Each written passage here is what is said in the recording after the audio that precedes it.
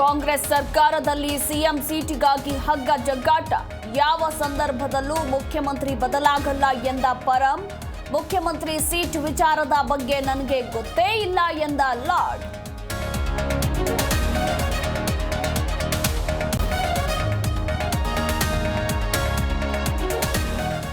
ಕಾಂಗ್ರೆಸ್ ಬಂದ ಮೇಲೆ ಭಯೋತ್ಪಾದಕ ಕೃತ್ಯಗಳು ಹೆಚ್ಚಿವೆ. ರಾಮೇಶ್ವರಂ ಕೆಫೆ ಬ್ಲಾಸ್ಟ್ ದಿನ ಬಿಜೆಪಿ ಕಚೇರಿ ಸ್ಫೋಟಕ್ಕೆ ಹುನ್ನಾರ. ಇದು ರಾಜ್ಯ ಸರ್ಕಾರದ ಆಡಳಿತ ವೈಫಲ್ಯ ಎಂದ ಅಶೋಕ್.